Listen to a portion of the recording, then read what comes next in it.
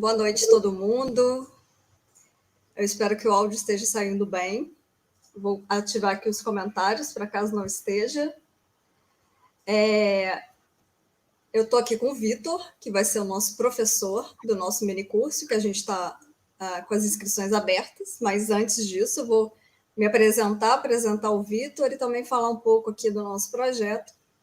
Essa live, ela é uma live de lançamento do minicurso do Vitor Galdino, meu amigo de longa data.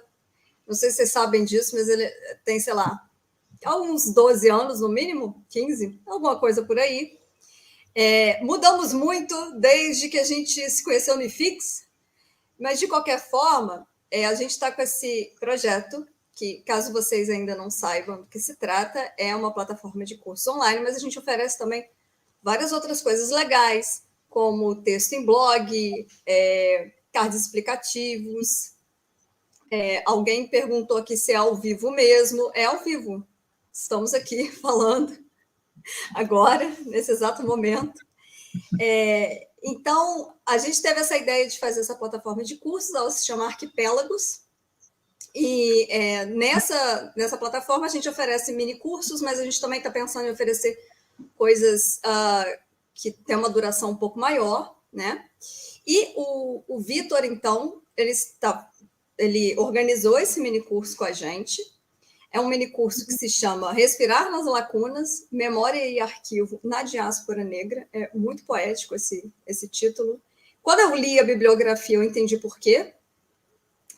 Ele vai ter início no dia 18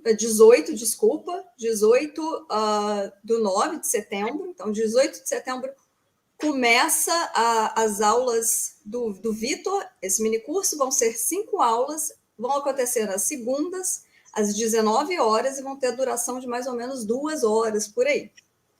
Então, hoje a gente resolveu fazer essa live para discutir um pouco sobre o minicurso, o projeto que o Vitor organizou para esse minicurso, para ministrar esse minicurso, que também faz parte da própria pesquisa dele de pós-doutorado, né?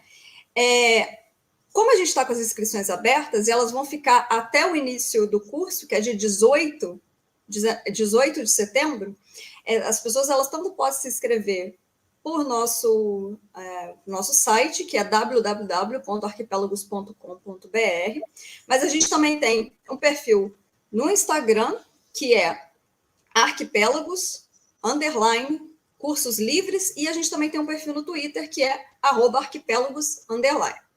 E lá vocês podem achar informações, podem ver também os conteúdos que a gente veio fazendo para divulgação, e para se inscrever é só entrar no nosso site, é bastante simples, tem também um Linktree no Instagram, onde é fácil ser direcionado para o nosso site, ok? Então, para a gente fazer a divulgação desse minicurso, o Vitor, que é professor na PUC-Rio, foi professor da UFRJ, fez um pós-doc, ainda faz uma pesquisa de pós-doc sobre esse tema que ele vai elaborar aqui nesse minicurso. Meu amigo de longa data, como eu falei, ele estuda vários autores legais, vários temas maneiros, mas pela primeira vez ele está dando esse tema num minicurso. Ele abordou outras questões em outros minicursos, mas aqui agora ele vai, pela primeira vez, falar sobre esse tema. E, sem mais delongas, a gente vai escutar o Vitor apresentar, né, o que ele planejou fazer nesse minicurso. Então, deixa a palavra com ele, e ele vai falar um pouquinho, então, do que ele planeja ministrar, né, nesse nosso projeto aqui. Vitor, pode falar. Ok. Boa noite para quem estiver assistindo e para quem eventualmente for assistir no futuro. Primeiro, eu queria agradecer a Miriam pelo convite, né, para fazer essas 5 aulas, pelo convite para fazer essa live aqui também. Me pareceu, como ela disse, uma boa oportunidade de apresentar algo mais da minha pesquisa dos últimos 2 anos, mais ou menos.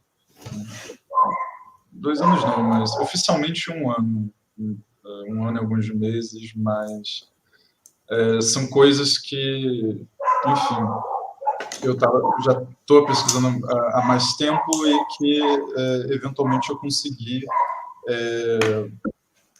colocar na forma ali de um projeto de pós-doutorado, que é o que eu estou fazendo, que se chama do arquivo da escravidão ao arquivo fenomenológico. Em uma aula específica, essa noção de arquivo fenomenológico, inclusive, vai ser abordada. Mas, do modo que eu queria, em primeiro lugar, era falar do nome mesmo do curso, Respirar nas Lacunas. Eu acho que falar desse nome diz algo sobre o que vai acontecer. Esse é um nome que me ocorreu enquanto eu lia sobre as performances de um poema que se chama Zong, né? Z-O-N-G, com um ponto de exclamação, que é um poema da Nurbez Philip, uma poeta caribenha. E, bom, a última aula do curso, toda a atenção vai ser dada a esse poema, mas por hoje o que eu gostaria de falar, porque eu queria falar desse nome, é que esse poema ele é uma desfiguração e uma refiguração bastante curiosa, na forma de fragmentos, de um documento jurídico britânico, um documento de um caso em que todo o litígio ali se desdobrava de um pedido de indenização por parte de pessoas que perderam suas propriedades em alto mar, ou melhor, elas tiveram de se livrar dessas propriedades para preservar o resto da carga, a própria tripulação, né? E essa solicitação ela é recusada pela seguradora marítima. Acontece que essas propriedades que foram lançadas ao mar, no caso, eram pessoas africanas escravizadas, transportadas ali no navio de nome Zonga, em direção ao Novo Mundo. E do início ao fim do julgamento, como toda a documentação ali no arquivo mostra, a humanidade dessas pessoas, inicialmente ela não é sequer negada, ela simplesmente não é constatada, mas eventualmente ela também é explicitamente negada por conta das intervenções de um militante abolicionista, Granville Sharp, né, que era um acadêmico, um filantropo britânico, que ali, naquele caso, também colaborava com o ex-escravo e também abolicionista Uladar Equiano, né? E isso com essa vã esperança de que sua branquitude concedesse alguma eficácia à sua intervenção no tribunal, né? E é a partir dessa intervenção que se tem a única resposta, de fato, sobre essa questão da humanidade, que é uma negação explícita. Eu vou voltar com muito mais detalhes a esse caso no final do curso, na última aula ali, que também tem um nome, cujo nome é o título, né, também do curso. Mas, por agora, eu queria apenas dizer que se trata, em primeiro lugar, né, de um documento jurídico, e, em segundo lugar, que ele é um registro de uma disputa sobre mercadorias. Não é uma conversa ali, um debate sobre pessoas, né? Inclusive, eu vou mostrar para vocês o documento aqui, que, assim, eu acho que vai... para mostrar também o que o poema da Nurbez faz com ele, né? Aqui está, ok, é um documento normal, não há nada específico aqui a se ler, está em inglês, aliás. Mas é isso, um documento registrando ali as discussões que foram feitas, as decisões que foram tomadas, os argumentos de ambas as partes e, no fim, ali, a conclusão, né? Então, a gente tem esse documento aqui, e a Nurbez pega ele e desmembra, desmonta e desfigura esse documento, produzindo uma outra coisa, que é uma série de poemas, que é o que eu vou mostrar agora. Vou aumentar aqui. Vocês podem ver bem aí. Então, aqui, por exemplo, tem o primeiro poema do livro.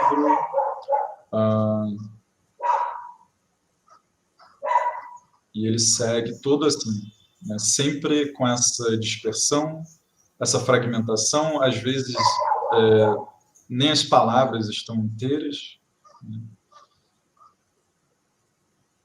E ele vai seguindo assim por páginas e páginas e páginas, até o final, em que acontece uma coisa bastante curiosa aqui, que o poema ele vai desaparecendo, e ele vai aparecendo ao mesmo tempo em que as palavras vão se misturando de forma que isso cria uma espécie de ruído visual ali, em que não dá para distinguir direito tudo que está escrito, e, eventualmente, não há como distinguir basicamente nada, porque o texto vai desaparecer, né? Mas, enfim, ok.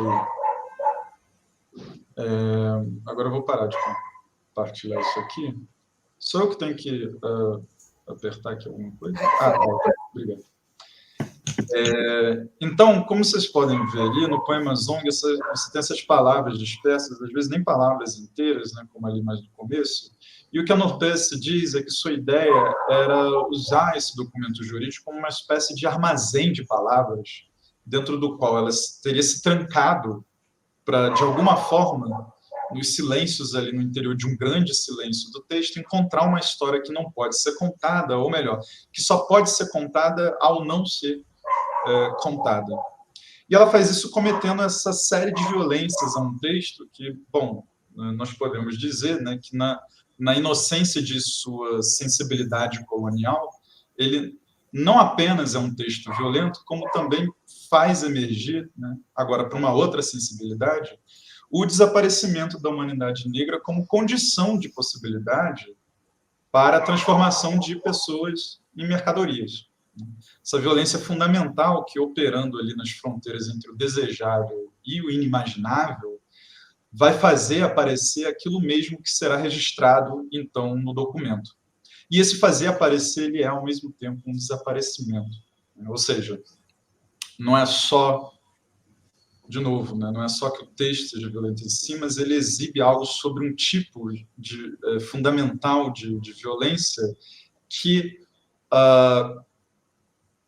possibilita tanto o uso das pessoas como mercadoria, a comercialização de pessoas como mercadoria, e também o registro em documentos jurídicos dessas mesmas pessoas que agora não são mais pessoas, não aparecem como pessoas, desaparecem na mercadoria. Então, toda a questão mesma do curso é o que fazer com isso que vem a nós, primeiro, como violência. E, claro, eu escolhi, né, como o subtítulo do curso diz, eu escolhi focar no arquivo, né? Mas isso, um curso no mesmo espírito poderia ser feito por sobre uma série de outras coisas. E, bom, a Nurbese, ela produz um poema que, na sua estranha dispersão e fragmentação, traz lacunas variadas ali, né? Se vocês lembram ali na imagem, as palavras elas estão separadas uma das outras, espalhadas ali na folha, digamos assim, e essas lacunas que se formam ali entre as palavras ou entre pedaços de palavras, elas não apenas remetem às lacunas do arquivo da escravidão, né, aos seus silêncios, aos seus vazios e seus esvaziamentos, como também, no momento da leitura, na performance coletiva do poema, essas lacunas elas oferecem intervalos que são usados para respirar, que é um movimento orgânico, automático, mas que agora vai receber essa atenção especial pelo fato de que aquelas pessoas lançadas ao mar, ali no caso do navio Zong, morreram com seus pulmões cheios de água e sal sem poder, de fato, respirar, né? Então, a performance ela é proposta como uma espécie de respirar no lugar de quem não pode mais, né? E esse respirar é um respirar nas lacunas, ali mesmo nesse intervalo, nesse vazio, onde tudo que importa efetivamente está, ainda que não esteja ali no documento. ou seja, a humanidade negra. E, bem, essa é uma das formas, né, ok, isso é uma apresentação bastante resumida, né, a versão mais extensa, um pouco mais rica vai aparecer no curso, mas essa é uma das formas de se relacionar com a lacuna e com o arquivo, com a perda e com a memória, com o trauma e com a história. E a ideia é, ao longo do curso, passar por diferentes relações nesse sentido, né? Relações que vão se encontrar, se confundir, se desencontrar, e o que há mesmo em comum ali, né, a partir desses textos, dessas autoras, é um desejo de algo a mais, né? A mais do que aquilo, por exemplo, que a historiografia, de certo momento, ofereceu, mais do que aquilo que se pode encontrar no arquivo, nos documentos, às vezes mais do que aquilo que se oferece, na verdade, num discurso mais ou menos ordinário sobre a escravidão e a história negra nas Américas, não necessariamente na literatura acadêmica, às vezes um desejo por algo a mais do que tudo aquilo que nós normalmente aprendemos, né, ouvimos, lemos. E às vezes, como no caso ali do poema Zong, esse desejo ele vai dar de cara com uma impossibilidade, que é de contar histórias sobre essas pessoas sem nome, sem origem, sem destino, a não ser aquele que foi imposto, do qual elas tentaram ou não escapar, né? O próprio trabalho de pesquisa da Nurpes, né, para produzir esse poema passou por uma consulta a diferentes arquivos, diferentes pessoas, porque ela queria mesmo, pelo menos, recuperar o nome delas. Então, tem uma impossibilidade ali. Não se sabe praticamente nada, a não ser o fato de que essas pessoas foram lançadas ao mar, né? Não se sabe nada, em certo sentido, além do ser mercadoria dessas pessoas. E muitas vezes o que os documentos sobre a escravidão vão nos mostrar é basicamente a circulação de mercadorias, né? E, bem, em certo sentido, tem, então, uma impossibilidade ali, não é uma questão, por exemplo, de um trabalho ainda a ser feito de recuperação, né? Não há o que se recuperar mais. Se houve algo, isso simplesmente não está mais disponível. Isso é um problema que, por exemplo, a Saidiya Hartman também vai enfrentar, a Catherine McKittrick, a Christina Sharp e outras, né, essas autoras que eu vou trazer aqui no curso. E, bom, essa impossibilidade de recuperar histórias e de contar as histórias no sentido de repetir algo sobre o que foi, de dizer como realmente foi e tudo mais, ela é uma impossibilidade que, em última instância, também se vincula a um fato de que a própria existência na diáspora sempre foi impossível, no sentido de... e esse sentido da impossibilidade vem de tudo aquilo que foi violentamente dado como possibilidade e impossibilidade, né? Ou como tudo, às vezes, que foi violentamente dado como um certo realismo, né?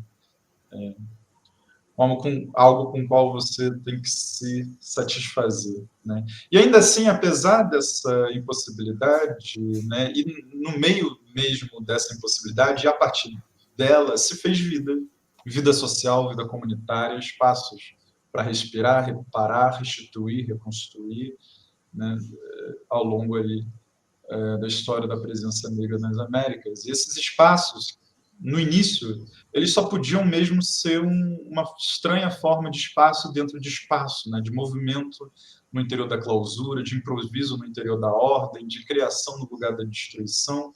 Até porque o que se faz, né, o que se tem para fazer nessa cena diaspórica, em que no início não há nada além do próprio corpo, né, e do próprio espírito. Ali onde o verbo, por exemplo, pode apenas ser ressignificação. Então, tudo começa com a aparição no desaparecimento, com a respiração nas lacunas. E pensando em termos do que se produz a partir disso, então, na diáspora negra, ao longo dessa história da presença negra nas Américas, nós podemos pensar na forma como esse sopro vital inesgotável, que nunca foi esgotado efetivamente pelo colonialismo, ele é sempre retomado, ele é sempre um repositório de vida e princípio de criação, né? Como um ar que vai sendo soprado de boca em boca, até o momento em que, diante do arquivo, é preciso respirar no lugar de uma outra pessoa que já não está mais lá, né? Sua boca são apenas espectral. O que não significa que dela também não se pode, claro, receber alguma coisa, né? Um fôlego partilhado, inclusive, com quem, não apenas com quem desapareceu, mas com quem ainda virá. E essa partilha, ela desde o início, ela excede o que é dado, ela permanece sempre ali em excesso em relação ao que se oferece como aquilo com o qual nós temos sempre que nos contentar. A Norberg, por exemplo, ela não se contenta com a ausência, com o vazio, com a lacuna, não se deixa satisfazer pelo reconhecimento de uma impossibilidade, né? Como sempre na outra história negra nas Américas. Então, a ideia do curso é seguir, por variados textos, esse tipo de insatisfação e esse tipo de desejo, né, de algo que excede o dado. E esse desejo de algo a mais, ele, claro, ele também vai se desdobrar e qualificar. Então, um desejo, por exemplo, de uma história viva das pessoas negras, uma história que não é exatamente como a que lemos, talvez uma história que sequer venha por meio de texto, ou às vezes no desejo de uma história da vida social negra e não da morte social, né? Não uma história das mercadorias, dos corpos objetos de violência, da injúria, da desumanização e por aí vai, né? E sim uma história daquilo que desde o início excedeu, né, isso tudo. O que, inclusive, traz questões interessantes que algumas autoras do curso vão abordar, né? Por exemplo, se é possível, de fato, falar da diáspora sem falar de violência. Se é possível que, por um intervalo que seja, a violência não caracterize a vida negra historicamente situada. Então, isso pode parecer, às vezes, como uma impossibilidade, mas talvez seja apenas uma aparência. Ou talvez seja uma questão de reorganizar nossa sensibilidade para que mudem as aparências, né? Para mude aquilo que vem ao nosso encontro como uma aparência. Enfim, então importa mesmo que as diferentes elaborações conceituais que serão abordadas nessas aulas, elas remetem a diferentes movimentos, diferentes críticas, diferentes aspirações, diferentes cenários, diferentes insatisfações.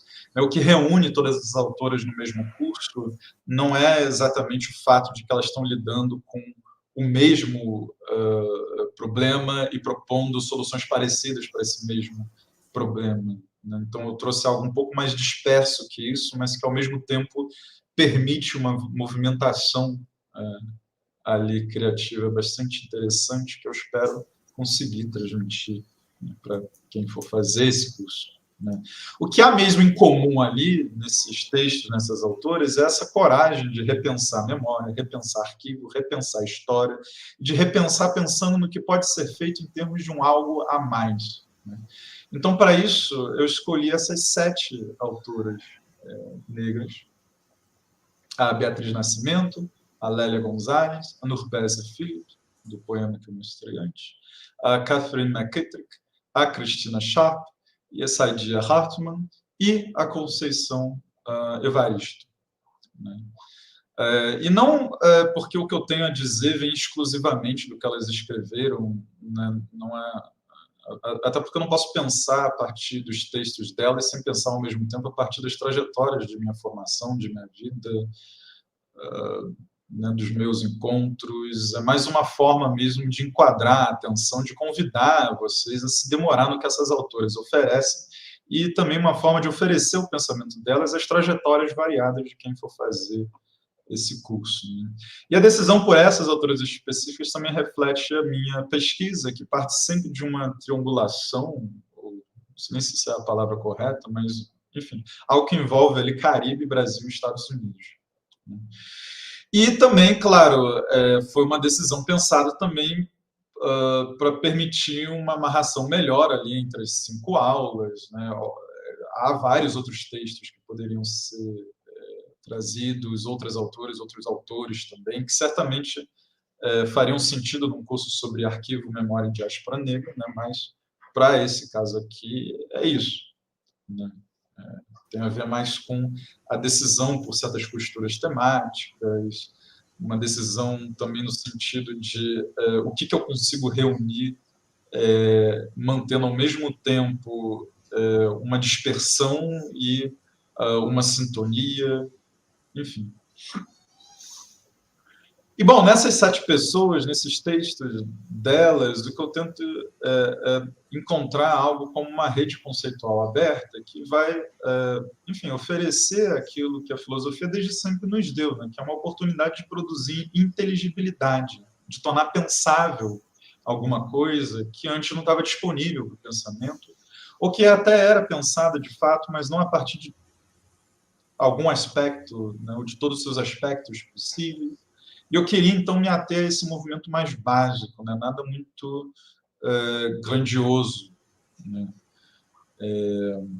Pensar esse pensamento, mas que também não é um pensamento que se enclausura em si mesmo, se departamentaliza e se tenta manter, por exemplo, puro de imagens, desejos, sensações da corporeidade como um todo, mas esse pensamento que é sempre entrelaçado com o resto e um pensamento que oferece uma inteligibilidade que nem sempre é garantia de clareza total, transparência radical. Às vezes é uma inteligibilidade que opera com uma cúmplice bastante estranha da própria opacidade, né?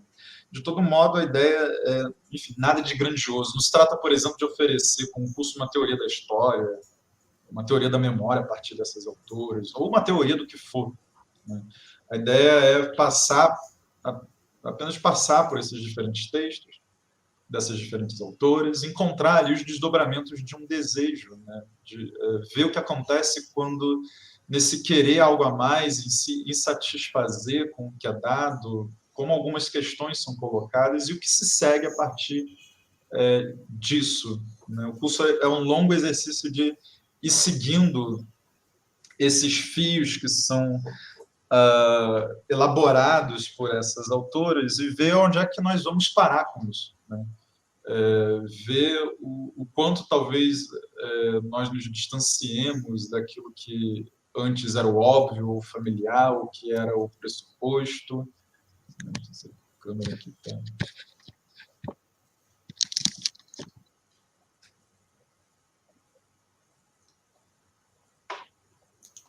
Peraí que eu tenho que... Voltou o foco. Voltou. Aê, foi. Mas ao mesmo tempo, sem querer, fiz outra coisa. Enfim, seguir esses fios, né, oferecidos para essas autoras, e isso para ver mesmo até onde eles nos levam. Algo, digamos assim, mais simples, ou melhor, não simples, mas menos pretensioso, mas que, ao mesmo tempo, é um exercício bastante interessante, um exercício filosófico bastante interessante. Então, muito do curso será apresentado como um encontro entre variados e se, né, o como se, e se eu tratasse isso como se, e se pensarmos não dessa forma, desta aqui, e se houver mais a se fazer do que aceitar uma impossibilidade, e se estivermos todo esse tempo vendo as coisas de uma maneira questionável. Esse é um tipo de pergunta que vai ser bastante importante quando a gente pensar a questão da representação da vida negra, a questão da violência, ou melhor, a questão da espetacularização da violência antinegra, a função das instituições de tanto conservação da memória como de reparação social. Vai passar ali, por exemplo, o trabalho da Cristina Sharp, que envolve uma visita a diferentes museus e memoriais, e todas as experiências perturbadoras que ela carrega depois de passar por esses lugares e que ela tenta, enfim, colocar ali em questão, no sentido de repensar os modos como a gente pensa que a violência do passado deve ser representada, apresentada, etc. Ou, às vezes, a pergunta vai ser algo como, e se as lacunas no arquivo não forem um problema, por exemplo, a se lamentar, mas uma oportunidade de criação que, enfim, para além dos limites da historiografia, nos leve a algo mais interessante ainda que isso signifique desafiar normas disciplinares acadêmicas, e não exatamente para produzir um novo saber acadêmico, mas talvez apenas para oferecer algo melhor para as pessoas. Então, nem sempre essas intervenções elas estão ali no sentido de criar um novo programa acadêmico, uma nova ou de uma reforma da pesquisa acadêmica. Às vezes é simplesmente um exercício ali de explorar outras formas de pensar, sentir, imaginar, pensando sempre nessa realidade, nessa experiência vivida das pessoas negras na diáspora, né? no que pode importar ou não importar para essas pessoas, no que faz mais ou menos sentido nessa experiência, né? Então, se trata de um exercício especulativo mesmo, né? Uma brincadeira séria demais, que é oferecida com uma seriedade que, aos ouvidos de muitas pessoas na universidade, pode até mesmo soar como uma piada de mau gosto, mas isso, na verdade, pouco importa, porque a ideia é construir ou recuperar esse espaço para uma conversa negra, né? E abrir esse espaço para quem quiser, claro, se aventurar no pensamento diaspórico. Isso sim importa, né? Então, o curso ele é também um convite a essa participação, né? Ainda que seja uma participação a certa distância, né? Fora do círculo da conversa, como a de quem enfim, apenas ouve o que outras pessoas têm a dizer, mas o faz na forma de um estudo aberto, honesto, na forma de um estudo que é também uma reorganização da sensibilidade, da imaginação, do pensamento, né, com um estar fora do círculo, que é, na verdade, a própria interiorização do círculo lá fora e sua refiguração num dentro, que já não é mais o que era antes, já não é mais o que era familiar, porque no fundo, não faz diferença onde se está, né? Desde que haja movimento, experimento com a mobilidade, né? Exercício improvisado de se tornar algo outro, né? Afinal, viver de outra forma pode nos levar também, né, a arquivar de outra forma, a lembrar de outra forma, a contar histórias de outra forma, inclusive para além do que normalmente tido como possível ou impossível, desejável ou indesejável,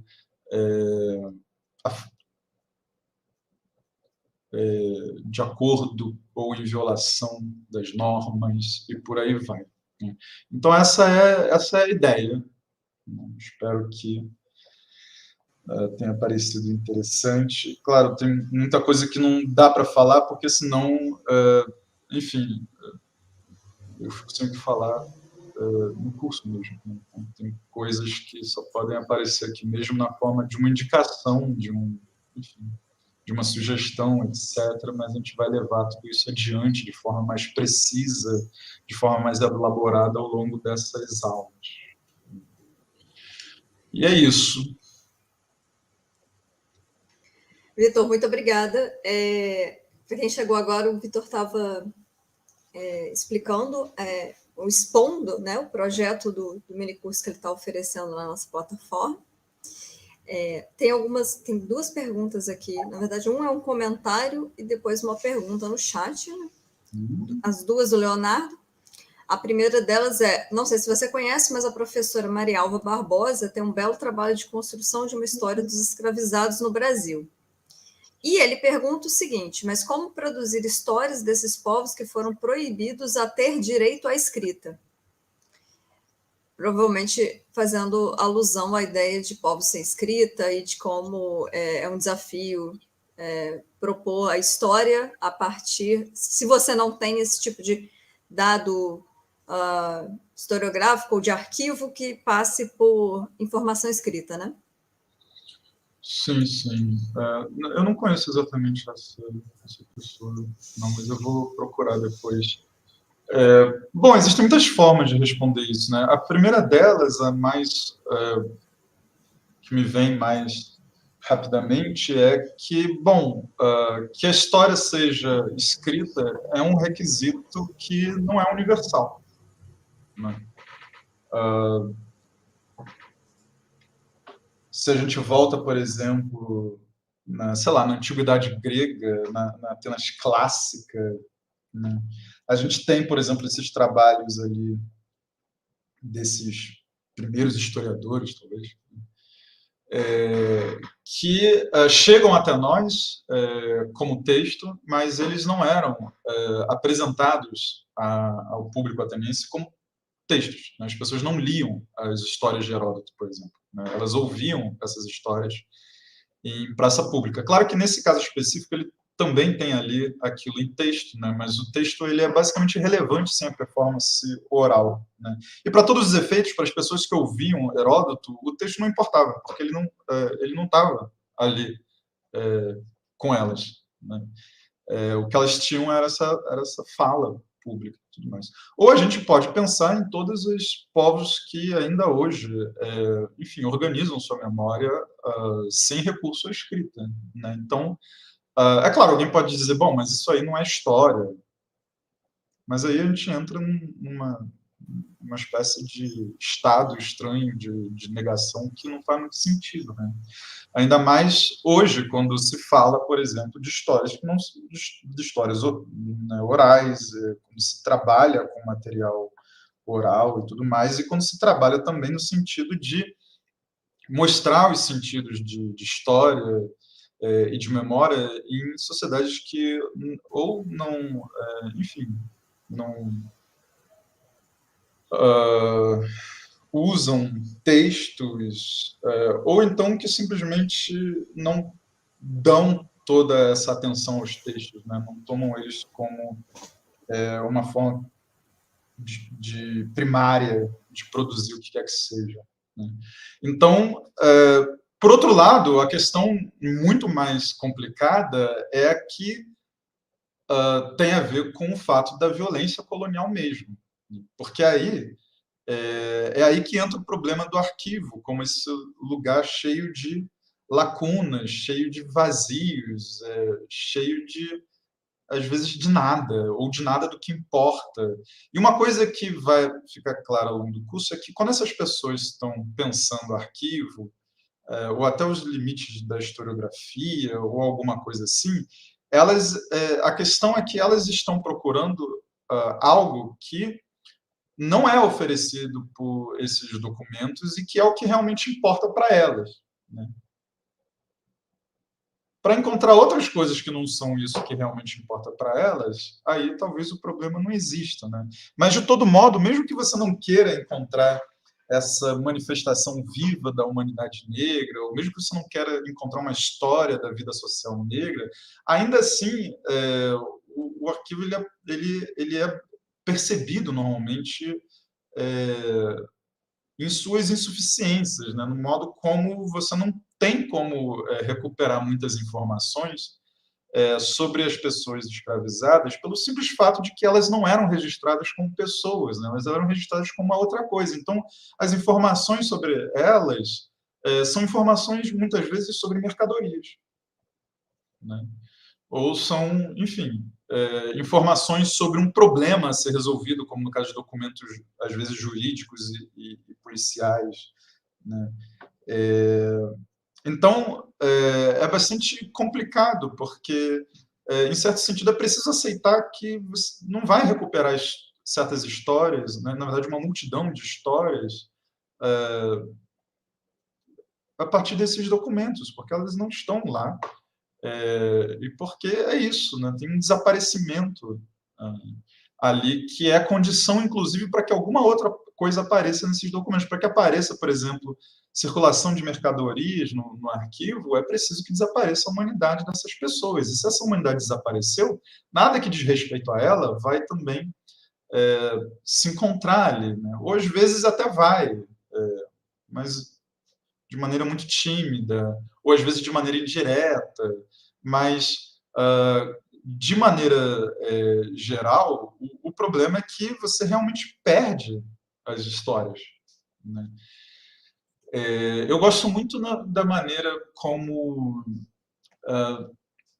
tem um poema, inclusive eu tinha comentado sobre ele mais cedo com um amigo.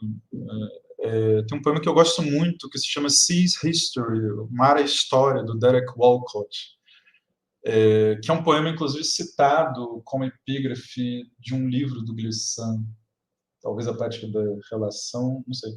Mas e Glissant e o Walcott, eles estão numa certa sintonia ali, porque qual é o problema ali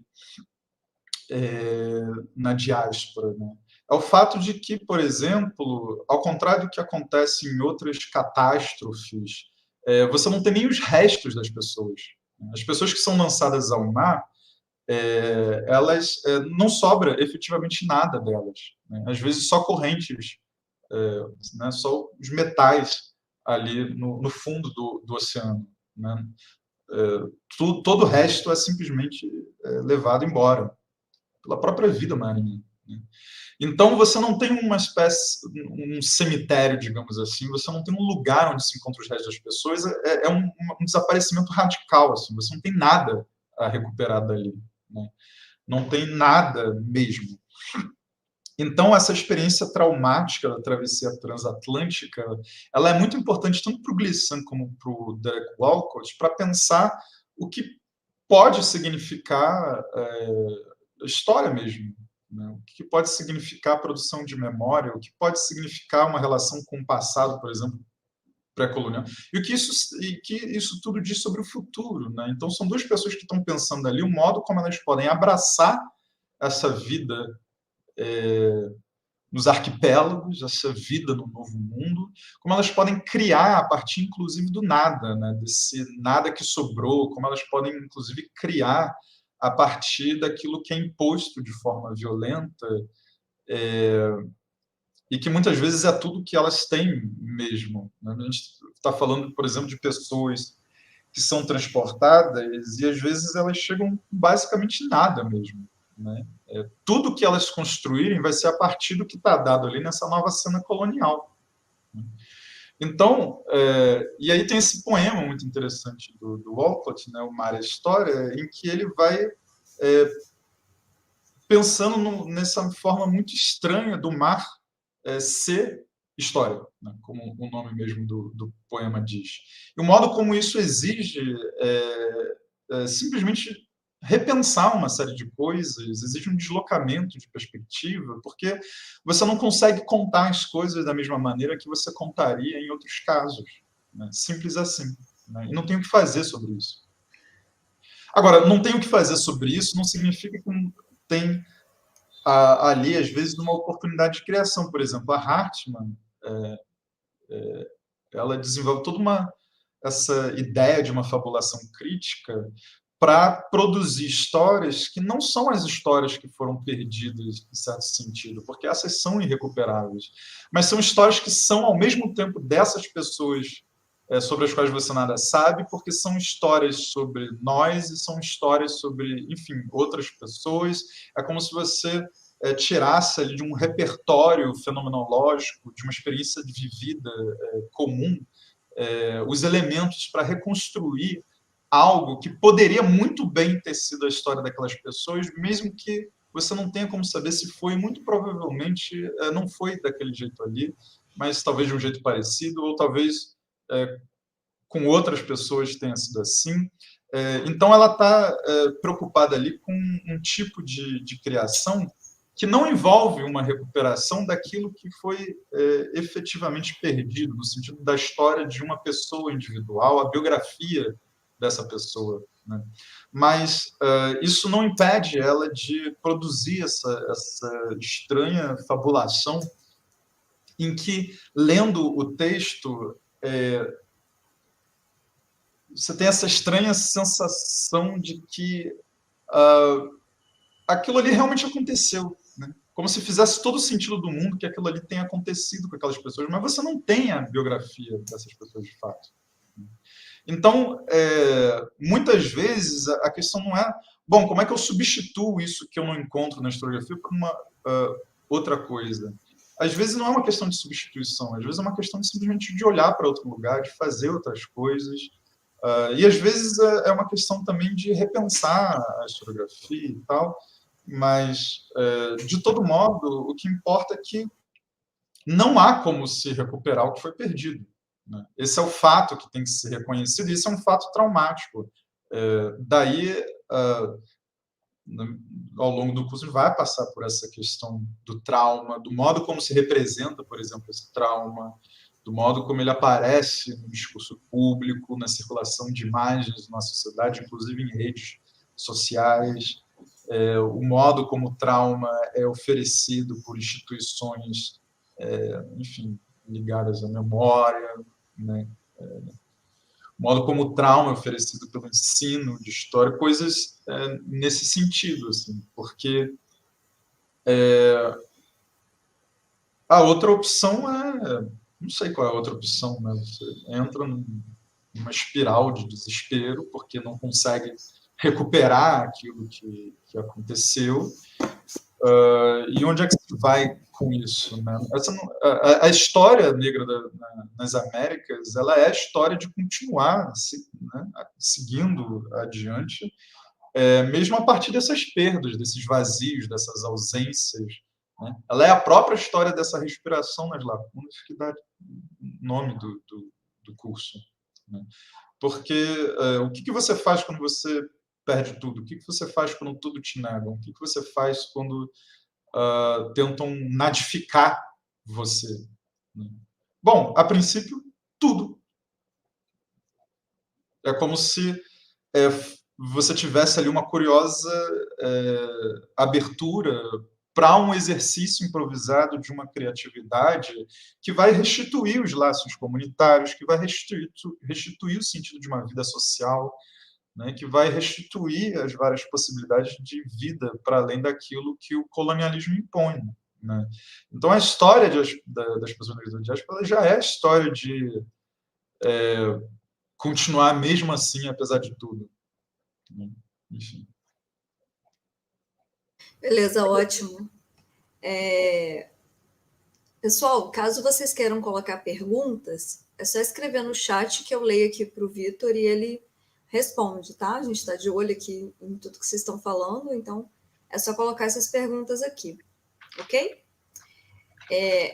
Algumas coisas eu queria perguntar, na verdade, que eu achei bastante interessante a proposta do curso e principalmente a organização das aulas, o que cada aula está sendo colocada, e a escolha da bibliografia, assim, que você as 7 autores que você selecionou, né? A primeira questão que eu tenho é perceptível como você está abordando ali, principalmente sobre a ideia de virada arquivística, né? Como você tem ali uma mudança na produção histórica. Isso fica muito claro, por exemplo, no próprio livro da Saidiya Hartman que você está usando, e como você tem essa mudança na produção histórica, porque ao invés de tratar daquilo que se entende tradicionalmente como indivíduos, que são indivíduos históricos ou sujeitos da história, né, como sempre como foi tradicionalmente narrado na história, ou tratado pela história, existe uma tentativa de colocar em primeiro plano vidas negras que às vezes são anônimas, isso fica muito claro também no texto da própria Saidiya Hartman, que você colocou na ementa, num deles, né, Vidas Rebeldes e Belos Experimentos. E como essas vidas negras elas são tratadas como anônimas, comuns, e os eventos que giram em torno, né, dessas existências, eles são considerados eventos entendidos como ordinários, no sentido de que eles são cotidianos, eles não representam nenhuma guerra, no sentido de... Não é uma história, sei lá, Napoleão, né, figuras históricas veementes, assim, que normalmente são colocadas na história, E como existe ali, no caso, uma espécie de mudança metodológica, porque o que vai entrar ali, que vai ser tratado, são relatos ou narrações, experiências que são entendidas como não oficiais, né, e de vivência, de dia a dia ou cotidiana mesmo. E aí a minha pergunta inicial é como, então, isso vai impactar na própria definição, né, de saber histórico, e o que, em certa medida, encontra eco num do outro livro que você colocou na bibliografia, que é o da McKittrick, sobre a própria ideia de como se constitui o saber, como ele é feito e, portanto, esbarrando num problema de natureza epistemológica, né? E metodológica também, porque como você vai fazer essa produção de conhecimento, principalmente quando o que está sendo colocado ali são vidas que durante muito tempo foram sendo postas em segundo plano e tratadas como se não importassem, né? E aí a minha pergunta tem a ver justamente com a noção de... Mas eu acho que você já respondeu isso, mas a noção de arquivo e como existe ali uma tentativa de reelaborar metodologicamente o tratamento histórico. Tem o meu capítulo preferido do Vidas Rebeldes dos Experimentos. Foi a primeira coisa que eu li da Hartmann, inclusive, há uns anos atrás. E eu não tinha lido esse texto como parte do livro, né? Ele me chegou, na verdade, por uma pessoa aleatória na internet que me recomendou ler, e ele estava publicado num blog, e ele estava todo quebrado, quase que formando uma espécie de poema, né? E só depois eu fui entender que aquele texto estava dentro de um livro, que ele não era um poema também, que era uma prosa mesmo. Mas o que me chamou a atenção desde o início nesse capítulo é que ela vai falando sobre essa garota chamada Esther Brown, sobre o qual, né, não se sabe muito para além do que aparece. No caso dela, acho que são documentos policiais e textos de jornal que apresentam ela como uma criminosa, se eu não me engano, é o caso dela, e ela vai reconstruindo uma espécie de trajetória dessa adolescente negra, né, que é uma espécie de contínuo não ser percebida pelas pessoas que estão percebendo todas as grandes coisas que importam, né? Então não tem nada de grandioso na vida dela, porque ninguém percebe nada de grandioso na vida dela. Então a Hartmann vai escrever, né, sobre, por exemplo, ela caminhando pelas ruas de Nova York, ela e Emma Goldman se cruzaram, mas não se reconheceram. E quando Rupert Harrison a encontrou no saguão do cassino Renaissance, né, depois de ter pronunciado seu discurso sobre casamento versus amor livre para o Clube Socialista, ele notou em Esther Brown apenas que ela tinha um rosto bonito e uma bunda grande, né? Então, é isso, né? Como mesmo essas figuras importantes, tanto as brancas como as negras, só que masculinas, elas estão partilhando uma espécie de insensibilidade ali, em que nada do que essa adolescente faz realmente importa, né? É como se tudo na vida dela fosse uma série de confusões. Ela confunde preguiça com greve, ela confunde desordem com revolução. É como se a vida dela fosse uma grande confusão, né? Isso só pode aparecer como uma série de confusões porque não se ouve a movimentação dessa adolescente pela cidade como algo digno de consideração, de uma consideração, inclusive, política, né? Então ela está lá zanzando de um lado para o outro, e ela é nada além de uma adolescente encrenqueira, de um problema, de uma coisa menor, né? O máximo que ela pode fazer é despertar a atenção, sei lá, de um homem que está olhando para a bunda dela, ou do policial que vai achar que ela é um problema e vai colocar ela na prisão, né? Então tem essa forma como a Hartmann vai construindo essa sequência de um não ser percebida de certa maneira, como se fosse o problema que a gente tem que resolver, lendo o próprio livro, né? O livro, ele é, na verdade, um esforço de reorientar a nossa sensibilidade para que as coisas que a gente percebia antes, elas desapareçam para que a gente perceba outras no lugar. Né? Para que a gente perceba uma outra Esther Brown, para que a gente perceba essas mulheres que ela está trazendo no livro de uma outra forma. Né? E isso é uma abordagem bastante interessante porque ela depende não da biografia individual de ninguém, ela depende, na verdade, de uma espécie de história coletiva e de um repertório ali de uma experiência vivida que é comum. Né? Isso está no livro inteiro dela, o modo como ela vai reconstruir, ela vai pegar fotografias em que certas coisas passam desapercebidas ali e vai mostrar os sentidos do espaço para as pessoas negras naquele momento ali nos Estados Unidos, né? O tipo de coisa que, para você, digamos assim, saber, você teria que, de alguma forma, não só conviver com essas pessoas, como estar numa certa sintonia ali, ou não estar vendo essas pessoas o tempo todo como um problema, como quem é insuficiente, não vendo falta, ausência o tempo todo, né? Então, é tudo uma questão de como as coisas aparecem para nós, né? Só que esse recurso a uma experiência vivida comum, ele não pode servir para você produzir, digamos assim, historiografia no sentido normal, né? Não faz nem sentido esperar que isso aconteça, né? Por isso que isso é usado para fazer isso que ela chama de fabulação crítica, que ela não diz que é historiografia. Mas também ela não diz que é ficção, que é uma coisa bastante curiosa, porque o próprio nome carrega, né, algo da literatura da poética, da ficção, né? É uma fabulação, mas, ao mesmo tempo, parece que o caráter crítico dessa fabulação diz respeito ao modo como ela está sendo inserida ali num jogo que é muito mais complexo do que simplesmente ficar separando as coisas e pôr elas, cada uma em sua categoria, em sua clausura, e dizer, isso aqui é literatura, isso daqui é história, isso aqui é filosofia. Né? É um jogo muito mais complicado ali, porque você precisa que essa fabulação ela seja...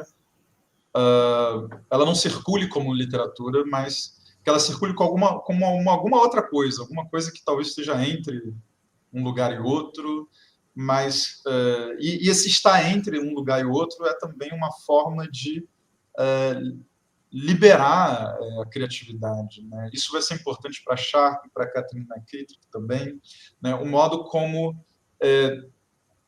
encontrando variados obstáculos institucionais, disciplinares, acadêmicos, e o modo como encontrar esses obstáculos disciplinares muitas vezes obriga certas pessoas a ficar num espaço meio cinzento ali, não está nem aqui nem ali. E a questão esse espaço ele pode ser percebido de forma angustiante e esse espaço ele também pode ser abraçado. Né? E a partir do momento que ele é abraçado, é difícil dizer o que deve acontecer a partir disso. Porque, por exemplo, pela própria história da filosofia, a gente sabe que essas zonas cinzentas, elas muitas vezes se transformam em filosofia. Elas passam a estar dentro e, na verdade, o próprio campo é que se expande, se enriquece, se torna cada vez mais complexo. Né?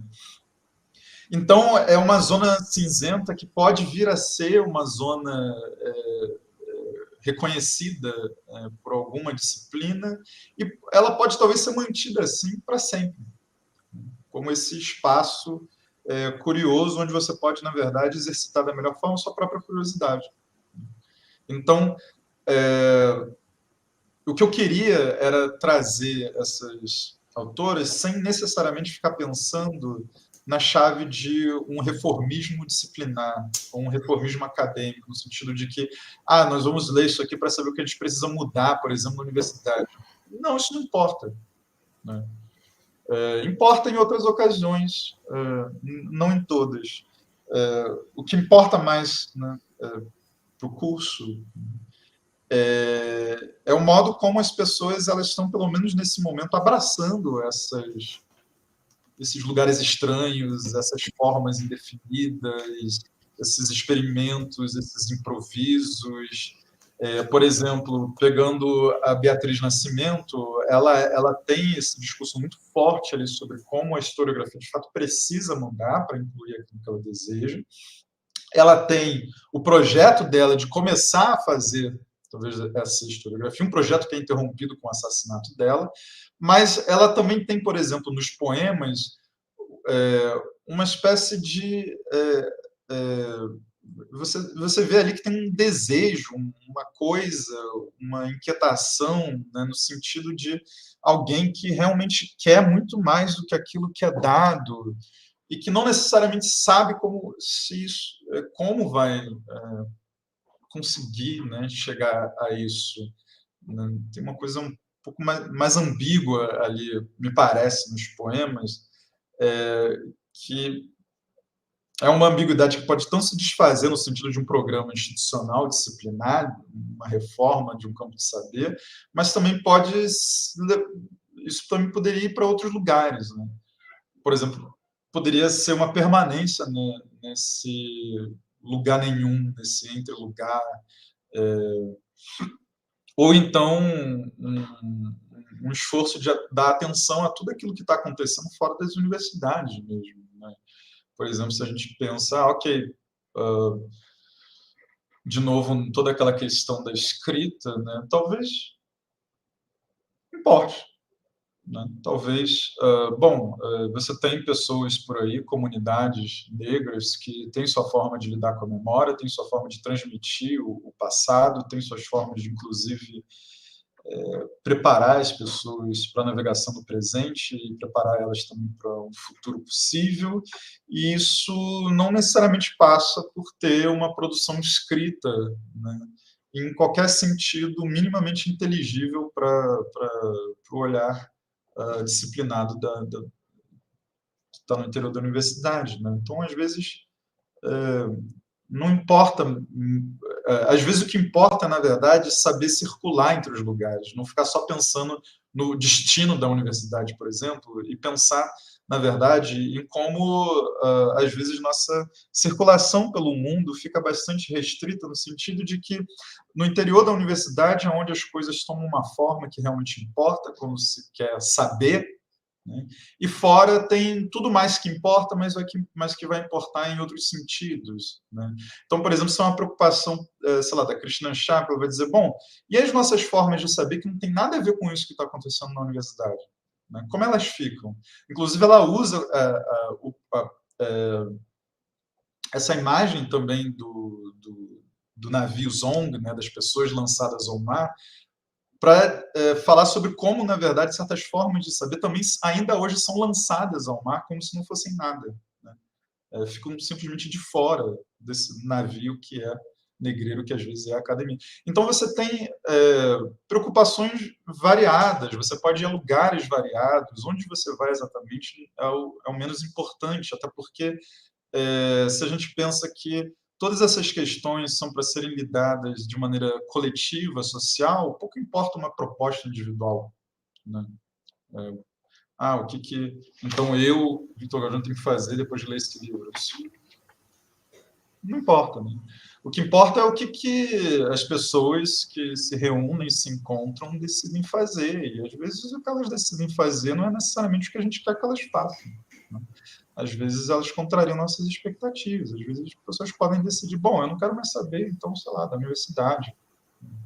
Eu quero formas de pensar o passado, de produzir memória, de produzir história, que não tem mais nada a ver com isso. Isso, em certo sentido, já tem sido feito há muito tempo, né? Porque a gente ainda tem essas comunidades que estão completamente alheias à vida de produção de conhecimento acadêmico. Né? Por outro lado, né, você é um acadêmico, eu sou um acadêmico, então a gente está dentro desse espaço, a gente está ali numa familiaridade, numa intimidade com essas normas e com os problemas dessas normas e com os limites dessas normas. A gente também tem nossas dificuldades, mesmo dentro da filosofia, que já é esse campo completamente caótico, e mesmo assim as pessoas consegue encontrar formas de tentar te tirar dos lugares e desqualificar o que você fala. Então, se isso acontece na filosofia, né, que é uma grande reunião de formas de pensar que não formam nenhum tipo de consenso, né, é o único o campo em que a regra absoluta é o dissenso, e ainda assim você não consegue ser tão dissensual, às vezes, né, inclusive por questões que sempre remetem, por exemplo, a raças e gênero, né, e não exatamente ao conteúdo do que você está falando, ou a radicalidade da sua proposta, né, umas coisas assim. Então, e aí também é interessante ver como, por exemplo, a Catherine McKittrick vai retomar essa questão da produção de conhecimento, porque a questão dela vai ser tipo assim, o que exatamente é esse objeto que você produz como objeto de conhecimento, né? E aí ela vai pensar, por exemplo, se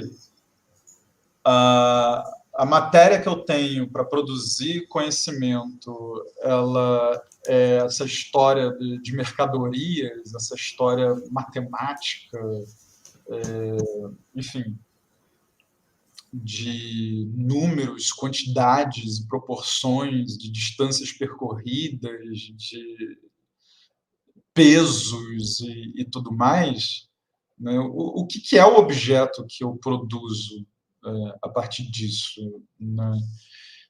Só que isso não é uma questão que precisa necessariamente levar a uma proposta de uma outra construção de objetos de saber no interior da universidade. Às vezes é meramente uma questão, na verdade, de reconhecer saberes que já circulam, mas que não são os acadêmicos, até porque a gente sabe que a questão da universidade não é só uma questão de as pessoas têm boa vontade ou má vontade em trazer coisas para dentro.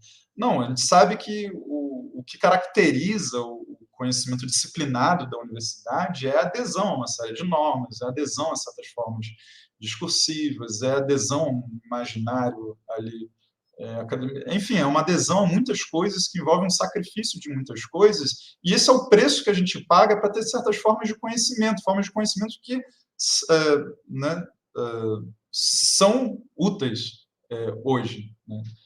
Formas de conhecimento que a gente está o tempo todo ali tomando, né, para si e usando e tal. Então, às vezes, a questão do espaço acadêmico é simplesmente, bom, isso aqui é, nesse momento, ininteligível para o que está ali dentro, né? E talvez os esquemas de inteligibilidade mudem, as formas de enquadrar objetos mudem, e aí o que estava fora passa a estar dentro, mas a questão é por que tem que sempre estar dentro, né? Porque se isso não é colocado em questão, então qual é o objetivo de falar dessas coisas todas? Se tudo vai se resumir a, bom, deixa eu descobrir aqui como é que eu posso fazer a universidade incorporar tudo aquilo que me interessa. Eu não quero que a universidade incorpore tudo aquilo que me interessa, né? Isso, para mim, não faz sentido algum, né? Porque isso significa submeter as coisas a certos ritos, a certos sacrifícios, etc. A gente sabe que não há produção de conhecimento na forma que a gente herdou sem isso. Não faz sentido esperar uma outra coisa, né? Igual como as pessoas pensam, o saber científico, ele funciona do jeito que ele funciona e do jeito que a gente gosta que ele funcione, porque você precisa, enfim, sacrificar, ritualizar, separar, purificar e tudo mais. Você precisa produzir uma coisa, né? Você não está encontrando na natureza o saber, você está construindo realmente um objeto e está fazendo esse objeto circular agora em textos, né? Em produção científica e tudo mais. E às vezes você não quer que tudo passe por isso, o que isso não significa não passar por nenhum tipo de, enfim, filtro, nenhum tipo de enquadramento, etc. Às vezes é simplesmente uma questão de, bom, talvez eu queira outras formas de filtrar, de enquadrar, de ritualizar, outras formas, inclusive, de sacrificar, né? Porque, bom, quando a gente pensa no mundo que a gente desejaria viver, né, no tipo de... Ou quando a gente olha para esse mundo e diz, bom, isso daqui não dá, isso daqui, em certo sentido, é até intolerável, o segredo terrível desse tipo de preocupação é que tudo passa por uma decisão sobre quais são os sacrifícios que você deseja ter. Né? Porque alguma coisa você vai sempre sacrificar. Não existe vida social sem alguma forma de sacrificar. Né? A gente sabe disso de várias maneiras, desde inclusive toda aquela coisa de, né, psicanalítica. Né? Você não vai entrar numa sociedade e simplesmente, uhul, viva o meu desejo, vou fazer o que eu quiser, eu vou, sei lá, transar com minha mãe, matar meu pai. Não é para você fazer isso. Né? Você está sempre sacrificando alguma coisa para fazer parte de algo comum. Né? A questão é, bom, o que a gente está sacrificando? O que é esse comum?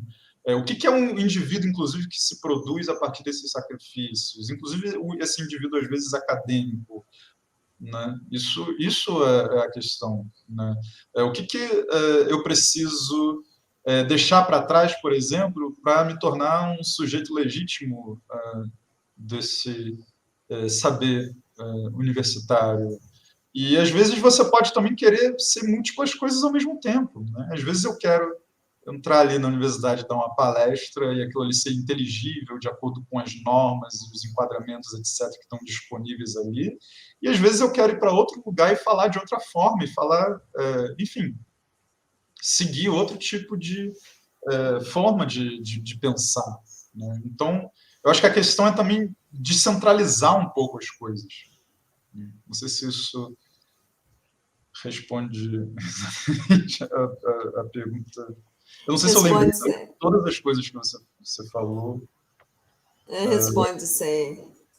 Sim, responde sim. Aí, minha segunda questão. Tradicionalmente, indivíduos negros eles foram representados a partir de uma tendência à criação de estereótipo e quase de uma folclorização muito grande, né? Às vezes, de uma forma bem intencionada até, principalmente associando, sei lá, cultura negra de uma forma bastante forte, com bastante identidade cultural. E aí isso fica bastante claro, por exemplo, quando a gente está falando de mulheres que são associadas, mulheres negras que são associadas normalmente, tradicionalmente, à sexualização, isso é muito claro nos textos da Lélia Gonzalez, muito claro nos textos da Beatriz Nascimento também. A própria Saidiya Hartman fala isso bastante sobre a associação de elementos de promiscuidade e sexualidade que acompanham normalmente representações femininas negras. Uhum. Da mesma forma, você vai ter a ideia, por exemplo, de quilombo sendo tratado principalmente pela história escolar como um lugar de resistência e luta por liberdade, e a própria Beatriz Nascimento está tratando o quilombo mais como um tipo de organização social alternativa a uma sociedade oficial, digamos assim, né? Claro, existiu um elemento de uma tentativa de sair, né, de um lugar de exploração, subserviência, escravização, para você ir ao encontro de algum ideal de liberdade, mas, ao mesmo tempo, ela refaz essa ideia pela imagem do quilombo muito mais focada na ideia de uma organização social com uma estrutura muito, muito específica, né? Bastante orgânica ali e bastante pensada. Ao contrário do que a ideia quilombo normalmente é representada por um imaginário social e coletivo, ou o modo como a ideia, o termo quilombo foi divulgado e veiculado inúmeras vezes a partir dessa noção de escravos fugidios que, de uma forma desorganizada e completamente espontânea, saíam correndo e fugiam e tal. E ela refaz essa ideia do quilombo a partir da noção de uma chave de organização social, muito mais de organização social, de uma sociedade alternativa a uma sociedade oficial, do que propriamente essa imagem que normalmente as pessoas têm. E isso me leva à pergunta que é a seguinte: então, como é que a gente pensa a própria noção de uma questão de identidade cultural sem você vincular a estereótipos pré-concebidos, né? a própria noção de trazer narrativas históricas de vida de cotidiano que vão além que são a mais do que associar vidas negras à escravização, já está colocada em boa parte da bibliografia que você usa e, inclusive, por coisas que você já me falou pessoalmente, do tipo, não, são pessoas, né? São pessoas, assim, você não precisa ficar sempre associando a elementos exóticos, a elementos de uma cultura extremamente exógena ou diversificada, sem criar nenhum tipo de elemento comum, ou então de algo que é tratado apenas como algo cotidiano e normal, né? No sentido não normal oposto a patológico, mas sem necessariamente passar por representações fixas, né, de cultura negra. Então, como é que você, ao mesmo tempo que identifica essa cultura negra, sem, contudo, passar por esse processo de criação de estereótipos, de folclorização? Eu acho que isso tem a ver com toda essa diferença de interesses, né? O que exatamente eu busco quando eu busco um passado das pessoas negras, né? Quando eu busco uma história das pessoas negras? Será que eu vou encontrar aquilo que me interessa, por exemplo, em narrativas, né, como se mais oficiais, ou em representações da mídia, ou no ensino escolar, ou em conversas cotidianas, ou na literatura acadêmica, né? Não importa. A ideia é apresentar, inclusive, a ideia do curso é apresentar essas 7 autores diferentes com pessoas que estão lidando com algum tipo de desconforto, alguma insatisfação, né? Nesse sentido. Tipo assim, talvez o que eu quero não está ali. Onde é esse ali vai variar, né? Mas é sempre o que eu quero não estar ali, e eu preciso de alguma outra coisa, né? Então, por exemplo, nesse caso dos quilombos, a gente tem né,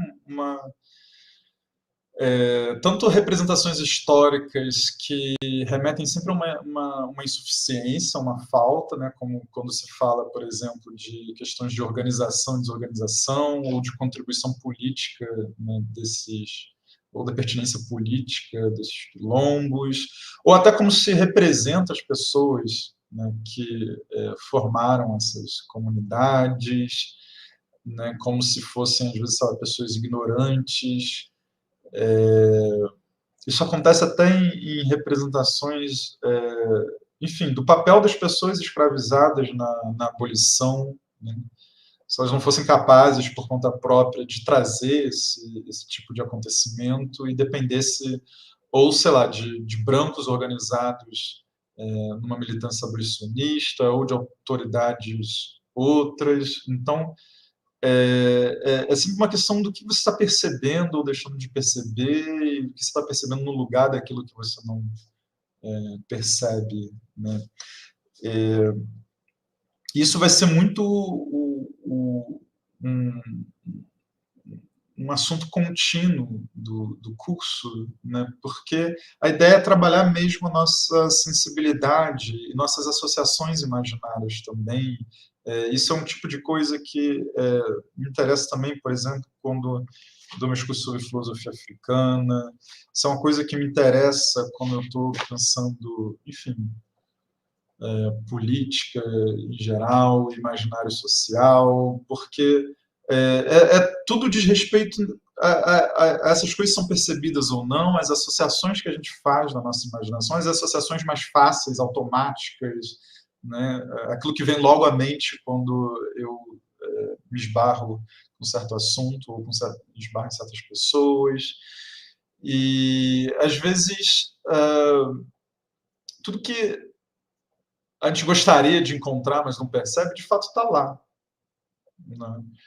Então, eu acho que isso é um pouco o que talvez a Beatriz quisesse, né, tentando falar do quilombo de outra forma, fugir tanto de mistificações com uma carga positiva, né, quanto das que tinham uma carga mais negativa, porque a gente também produz estereótipos positivos, né? A gente também produz fantasias celebratórias, a gente também produz formas de dignificar que são exotizantes. A gente faz isso o tempo todo, a gente faz isso especialmente com relação à África, às pessoas africanas. Né? Também tem toda essa outra questão da Beatriz, né? A crítica que ela faz a um tipo de discurso que vai valorizar a cultura negra por contribuir com a cultura brasileira, mas contribuir sempre na forma de, sei lá, da culinária, da arte, e ela fica nesse incômodo, se perguntando, tá, mas é isso que nós somos, pessoas que dão essas contribuições culturais, não tem mais nada a se dizer. E veja, isso é uma maneira, digamos assim, positiva de falar. Né? Eu quero valorizar a cultura negra. E a gente sabe que, bom, desde o início disso aqui, as formas de valorização da cultura negra nunca se deram totalmente apartadas desse exercício colonial de fabulação em que você deixa a sua imaginação livre para, enfim, ficar produzindo as imagens que você bem entende ali sobre aquelas pessoas. Pouco importa, né, se aquilo ali tem a ver com elas, se elas se reconhecem naquilo ali. E às vezes essas coisas estão produzidas são forçadas goela abaixo também nessas pessoas, né? Então isso também cria todo o problema da identidade, né? Porque o que é eu falar, por exemplo, hoje sobre minha identidade, se é que me interessa falar disso, sem falar do fato de que só faz sentido eu me perguntar sobre essa identidade porque ela incorpora, né? Porque os processos de formação identitária incorporam esses estereótipos, essas imagens negativas, essas imagens destrutivas, muitas vezes, ou essas imagens positivas que, de alguma forma, também são meio destrutivas, que te enclausuram numa forma, né, num ser negro determinado, ou alguma coisa assim. Né? E isso torna tudo muito difícil. Por exemplo, a Beatriz vai falar, bom, o problema todo é que eu também tenho que lidar com as coisas que estão aqui na minha cabeça. Né? Assim, também estou fudido da cabeça. Né? Né? O que eu faço com, né, tudo isso? Né? Isso tem a ver, inclusive, com a ideia de você pensar uma história que passe muito pelo inconsciente, uma espécie de inconsciente cultural. Né? O que me interessou tanto na Beatriz como na Lélia era trazer esse jogo entre consciente e inconsciente, né? E o modo como isso se reflete no discurso histórico, porque você incorpora também, assimila de alguma forma aquelas coisas que são apresentadas a você como uma espécie de discurso histórico oficial, né? Às vezes, por exemplo, na escola, né? Você aprende a ver certas coisas de certa maneira, você aprende a se ver de certa maneira. Então, se desfazer disso, se é que isso é inteiramente possível, é um trabalho bastante complicado e perigoso, né? Porque você vai desfazer isso e vai ter o quê no lugar exatamente? Né? E, claro, por outro lado, a gente tem todas essas formas de ressignificar o ser negro que tentam, por exemplo, positivar a raça, o pertencimento a uma raça e tudo mais, mas às vezes a questão é, bom, e isso é tudo aquilo que nós queremos? Ou será que eu talvez queira viver, por exemplo, como disse Fanon, né? Queira viver num mundo sem raça? Né? Então, é tudo realmente muito complicado quando você tem que lidar com essa situação em que você precisa construir uma identidade para si que não seja inteiramente a identidade que já foi construída para você, para um outro. Ao mesmo tempo, é difícil, na verdade, entender o que você de fato está trazendo de seu e o que já estava lá antes, o que está sendo ressignificado, o que na verdade é só uma repetição do que já estava antes. Então, é realmente uma coisa muito complicada. Né? Então, por exemplo, você falando da história das pessoas negras nas Américas, você está mantendo aí, por exemplo, alguma significação racial, né? Porque você está dizendo das pessoas negras. Né? E se você tem interesse em contar essa história, é porque você também tem interesse em coisas que têm a ver com a racialização, né? Tem a ver com o fato de que essas pessoas foram transformadas em negras e, de uma forma ou outra, assumiram essa negridade e fizeram alguma coisa a partir dela. Né? Então, tudo isso complica ainda mais, né? Porque você tem que lidar com um desejo de reparação, um desejo de justiça, que vai remeter sempre ao colonialismo, vai remeter sempre à violência racial, vai remeter sempre à própria ordem desse mundo aqui. Né? E, por outro lado, você pode também ter esse desejo de algo que exceda esse mundo, de algo que, na verdade, só seja plenamente possível com a abolição mesmo do mundo, né? Como ele é para nós agora, como nós vivemos ele agora, como nós reproduzimos ele cotidianamente agora. Então, é uma situação difícil em que você tem que equilibrar muitas coisas, né, ao mesmo tempo, e isso tudo é confuso, porque não existe uma ciência para isso. Essa que é a verdade. Né? Existe experimentação, existe tentativa, existe esforço que dá errado. Né? É uma coisa muito curiosa, por exemplo, ver como vários textos falam sobre a questão da representação da violência, né? Sobre como isso é visibilizado, como se traz sempre isso, como sempre que se fala de pessoas negras se traz violência. E são textos que muitas vezes não param de falar de violência. Né? E aí você pensa, bom, tem alguma coisa esquisita aqui. Mas não é esquisito, porque realmente é isso, não há uma ciência de como proceder. Né? Isso traz toda uma série de questões metodológicas, epistemológicas também, porque você precisa primeiro se desvencilhar de uma necessidade de segurança epistêmica que simplesmente não está disponível. Né? E mesmo que se tivesse, a gente nem saberia o que diabos fazer com aquilo ali. Né?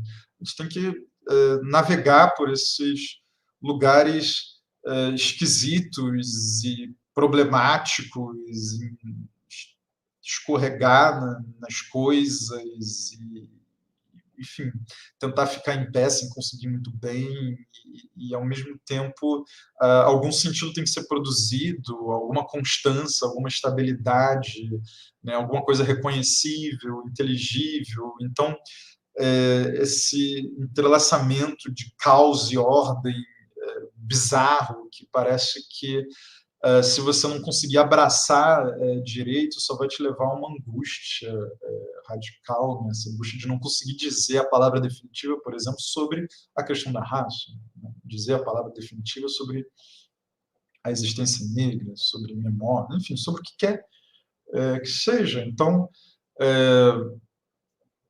muitas das considerações metodológicas que a gente vai encontrar nesses textos do curso, elas são propostas, digamos assim, mais humildes mesmo. Eu só preciso me virar de alguma forma com o que eu tenho.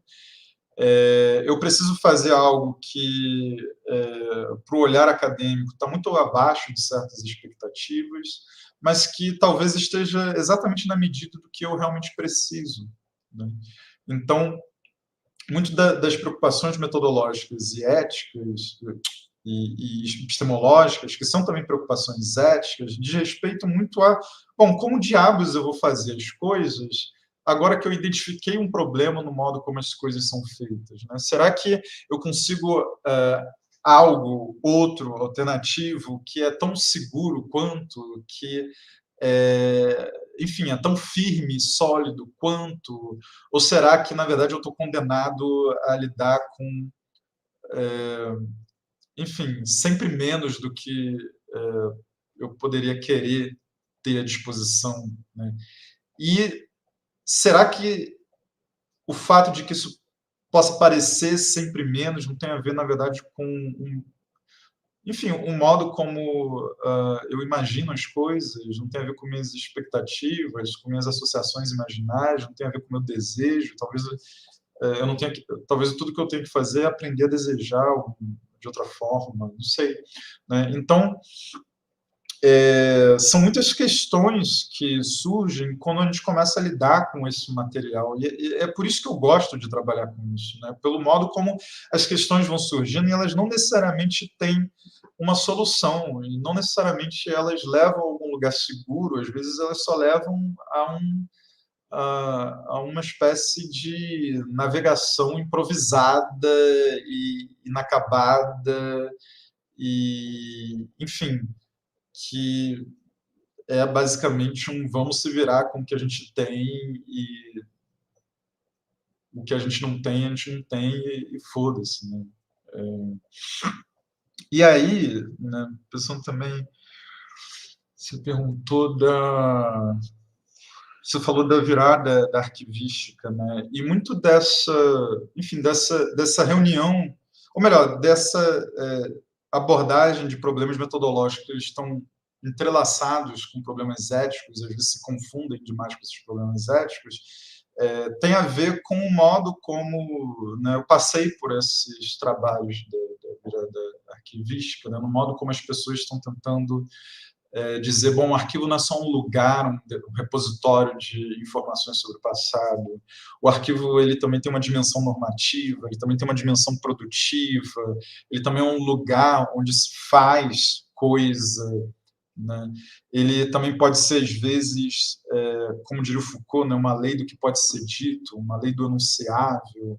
Então, pensar isso acaba remetendo, até porque não tem nem sentido você ir atrás dessas formas de ver o arquivo se você não está sempre pensando em questões éticas e mesmo políticas, né? Então está sempre remetendo a isso, porque a questão toda é, bom, não apenas o que eu faço com o arquivo, mas o que ele faz. E se o que ele faz é realmente interessante para mim, ou se o que é feito normalmente dele é algo que eu gostaria de manter, né? Então, é um jogo complexo aí, em que esse arquivo ele tem uma certa dimensão produtiva que interfere também com o seu trabalho, com o modo como você vê o seu trabalho, e às vezes interfere no modo como você, enfim, passa muito automaticamente por certas associações, né, e vai seguindo, seguindo, seguindo, né? Então tem um tipo de encanto, né, e uma tentação também ali, né? O arquivo aparece, vem ao nosso encontro de certa forma e a gente tem essa tentação de recorrer sempre a ele ali para encontrar certas coisas que a gente considera indispensáveis e tudo mais. E, às vezes, o que é preciso fazer é parar e pensar, oh, peraí, né, o que diabos está acontecendo aqui? Né? Que relação é essa que eu tenho com esses documentos? Será que essa relação é realmente a relação que eu gostaria de ter? Ou ela é só aquilo que me ensinaram que eu deveria ter? É só aquilo que emanou do arquivo como ele é apresentado para mim, e modulou minhas expectativas, né? Então, é tudo uma questão de colocar questões, né? De revisitar pressupostos, de pensar o impensado, às vezes, do que nós estamos fazendo, né? Pensar o impensado do próprio pensamento, coisas assim. Então, isso dificilmente não vai passar por considerações éticas, né? Porque, às vezes, todo o incômodo começa com o fato de que você percebe que aquilo ali está servindo a algo que talvez não seja tão interessante assim para uma determinada comunidade, né? Ou, às vezes, para a humanidade como um todo, não sei. Quando você encontra esse arquivo da escravidão, toda essa documentação ali, o modo como ela só faz sentido por conta de uma violência fundamental e o modo como essa documentação ela também transmite, de alguma forma, essa violência fundamental, como isso às vezes transborda para a produção de conhecimento, né? O modo como as associações normalizadas, enraizadas na imaginação, ela às vezes tem a ver com a forma como se recebe a informação que está no arquivo, né? Tudo isso vai gerar problemas e insatisfações no sentido de que você tem essas várias pessoas, são muitas pessoas trabalhando com isso hoje, né, em vários lugares do mundo, e elas vão ver ali algum problema ser resolvido, e elas não estão vendo um problema ser resolvido num nível puramente epistemológico, elas estão vendo problemas éticos também, né, que, em última instância, dizem respeito a que vida você quer viver, qual é o lugar da história, da memória, do arquivo nisso, né? Enfim.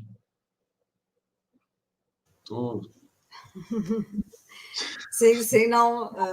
Foi ótima a sua resposta. Completamente já. Eu tinha uma terceira questão, só para fechar, que, em certa medida, quando a gente está falando de experiência, existe a tentação de pensar em experiências pessoais um tanto quanto individuais, né? Histórias que você conta que permearam sua própria família, coisas que aconteceram com você, memórias especificamente suas, né? Mas, ao mesmo tempo, você tem ali uma tentativa, nos textos que você selecionou, no recorte que você selecionou, de pensar principalmente uma experiência comum. Então, fazendo referência, por exemplo, ao texto da Lélia Gonzalez sobre um feminismo, como seria possível um feminismo que levasse em consideração questões étnicas também, né? Existe toda uma tentativa de incorporar problemas que são comuns a uma comunidade ou a um determinado conjunto de pessoas que tem ali uma experiência comum como um pano de fundo pessoal, biográfico. Uhum. Isso fica, por exemplo, muito claro quando ela está falando até mesmo do conceito que ela criou de amefricanidade, né? E a minha pergunta, não sei se é uma pergunta boa, mas enfim, como é que você vê a possibilidade de um feminismo que incorpore também esse horizonte de experiência comum, e uma experiência comum vinculada a um recorte étnico? Essa questão da experiência vivida, da cotidianidade, ela sempre importa aí nessas produções negras, porque é o recurso a essa experiência que te permite repensar certas coisas, né? Porque, por exemplo, digamos que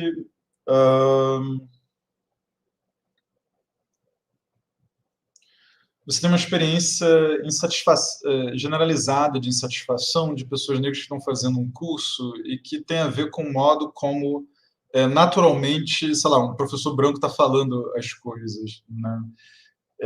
E ele está ali nessa posição de transmissão de um saber e você está ali naquelas conversas, por exemplo, sei lá, no WhatsApp, uma coisa assim, no bar, nessa coisa que não está no mesmo registro, né? Mas ali você está partilhando uma coisa, você tem algo em comum que é relevante para esse outro registro, né? Então, né, isso é um exemplo mais bobo, né? Mas tem um pouco a ver com isso, com o modo como, por meio dessa experiência, você sabe, às vezes, que certas coisas que para algumas pessoas não são violentas, de fato são, né? Porque a sua experiência a partir daquilo é uma experiência violenta, né? Então, aquilo que muitas vezes vai, por exemplo, ter áreas mais científico-acadêmicos, esses áreas de certa neutralidade, certa objetividade, para algumas pessoas não tem nada disso, é simplesmente uma reprodução acrítica de um discurso violento, né? Então,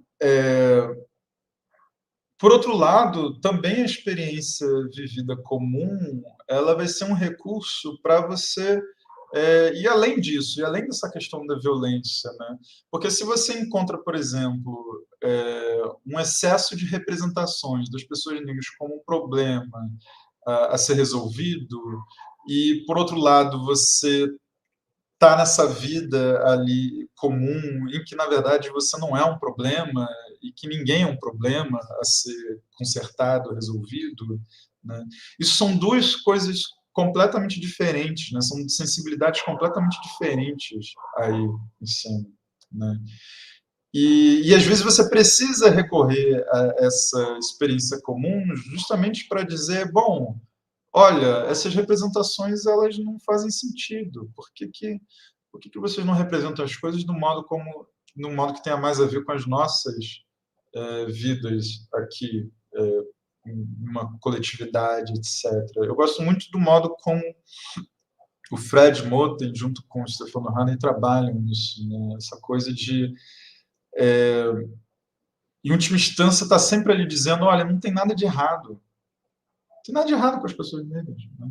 Se existe alguma coisa errada, um problema, né? E a Hartman trabalha muito bem com isso, porque ela vai recuperar todo o discurso sociológico ali nos Estados Unidos de certa época, que também se relaciona com um vasto arquivo fotográfico, jornalístico, e às vezes policial e jurídico também, em que essas pessoas estão sempre aparecendo como um problema, né? Tipo assim, então você reúne esses sociólogos com toda a sua boa vontade para resolver o problema negro nos Estados Unidos, para resolver o problema da família negra, né? Toda aquela coisa, família desestruturada, aqueles estereótipos estranhíssimos, que, por exemplo, para Hartman é simplesmente uma forma de não reconhecer as experimentações, digamos assim, com outras formas de constituir laços, organizar famílias, né, com formas mais abertas, e que fogem, de certa norma, daquilo que se consideraria família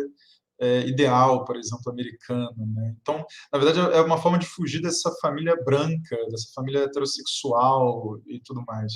Então, não tem nenhum problema ali a ser resolvido. Só existe problema porque algumas pessoas olham aquilo ali como problema, porque essas pessoas estão em instituições, essas instituições agora elas estão tentando resolver o problema das pessoas, né? Dizendo, não, tem sempre um problema com as pessoas para resolver, né? Olha onde elas moram, né? Elas não podem morar nesse lugar.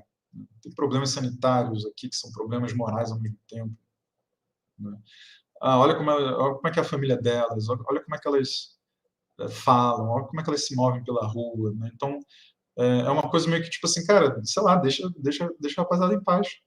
Assim, qual é o que está acontecendo aí, né? Por outro lado, você tem esses problemas que, na verdade, são problemas que são induzidos, né, pelas próprias instituições. Então, ela aparece para resolver aquilo que ela mesma criou. Então, é uma coisa meio circular, como se estivesse acontecendo ali em outro lugar, um círculo masturbatório infernal, e aquilo ali está respingando em você, e você não tem nada a ver com aquilo ali. Tipo assim, cara, vocês criam problemas, depois tentam resolver, e depois dizem que eu sou um problema, e assim, qual é a de vocês? Né? Então, tem esse recurso a uma experiência vivida, comum, que é mais cotidiana, e que é uma experiência, inclusive, das formas de racialização, né? Que é uma experiência do olhar do olhar branco institucional. O recurso a essa experiência também é uma forma de mostrar simplesmente uma outra maneira de entender as coisas, de perceber as coisas, etc. Né? É aquela coisa meio wittgensteiniana, né? Olha, a linguagem ordinária está em perfeita ordem. Né? Você está vendo o problema aí é porque isso é problema seu. Né? Quem usa essa linguagem, que precisa dela, que se entende com ela, ninguém está percebendo essas faltas que a filosofia da linguagem está vendo ali. Né? E é a mesma coisa. Assim, se você tira as instituições, as pessoas negras vivem em paz. Pronto. Né? É igual, por exemplo, tem um caso muito interessante, foi uma greve, né, num presídio em Massachusetts, nos Estados Unidos, um presídio que chamava Walpole. E ali você teve uma greve, né, porque as pessoas trabalham lá. Elas fabricavam as placas de carro usadas no estado inteiro. E um dia um dia a administração do presídio tenta colocar as pessoas negras contra as brancas, impedindo que as pessoas negras comemorassem, né, as suas festividades ali do fim de ano, mas deixando as brancas comemorarem. E a ideia era produzir um certo tipo de ressentimento que levasse a um conflito violento. Só que o que acontece é que as pessoas acabam dizendo assim, não, vamos entrar numa solidariedade aqui radical e vamos, na verdade, parar tudo. E a gente não quer saber mais de nada. Assim. A gente está junto, a gente vai fazer esses acordos para não terem mais essas brigas, né, de gangues, ninguém vai matar ninguém, etc.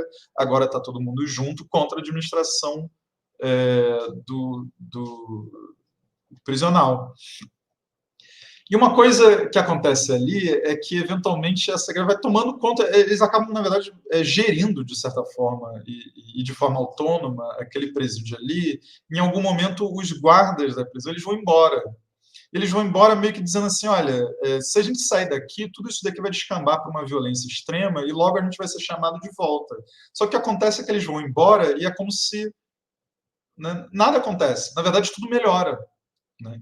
E aí você tem essas figuras ali de fora, né, que conseguem entrar no presídio como observadoras, né, externas, etc., que elas têm que produzir algum tipo de relatório, e você tem, inclusive, pessoas que defendem, né, a reforma das prisões e tudo mais, e vai se formando um consenso ali de que, na verdade, todo o problema dizia respeito à administração da prisão, e de que aquelas pessoas ali, elas não eram um problema, porque quando elas foram deixadas em paz, elas passaram a viver ali tranquilamente e cooperando, etc. Então não tinha nada, por exemplo, de uma natureza violenta, né, de pessoas que são naturalmente propensas a certa violência e tal. É tipo assim, ó, dadas certas condições, elas não demonstraram nenhum tipo de violência, a não ser a violência contra o próprio sistema, né, por meio dessa colaboração ali. E esse caso ele acaba com porque, bom, eles produzem as placas de carro, então isso começa a gerar um problema econômico que gera uma pressão em cima do governador, etc, etc. Então a única maneira, porque eles ficam esperando acontecer alguma merda ali para dizer, olha só, tá vendo? Vocês precisam de tudo aquilo que a gente estava oferecendo antes. Só que como isso não acontece, a polícia é obrigada a simplesmente forjar uma violência, né, para agir em resposta a essa coisa que não existiu.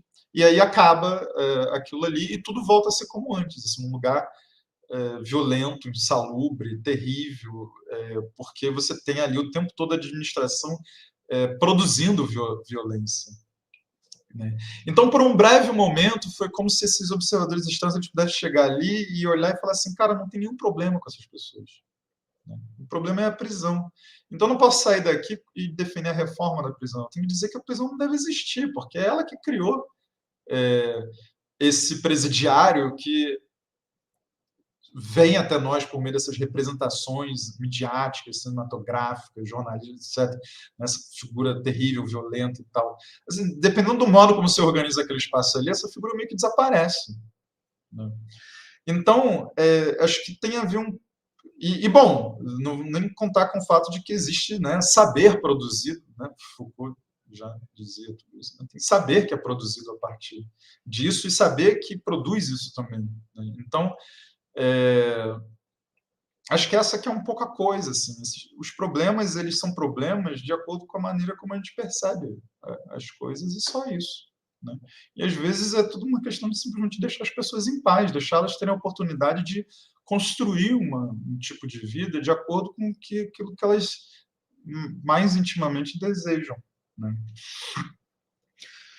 Enfim, e é claro, quando a gente pensa colonialismo, violência racial, etc., mesmo, sei lá, patriarcado, não é simplesmente, ok, vamos de um dia para o outro né, simplesmente fazer as coisas, porque a gente também interioriza um monte de merda, a gente também, enfim, reproduz um monte de loucura, a gente se deixa levar para essa loucura, a gente racionaliza essa loucura de várias formas,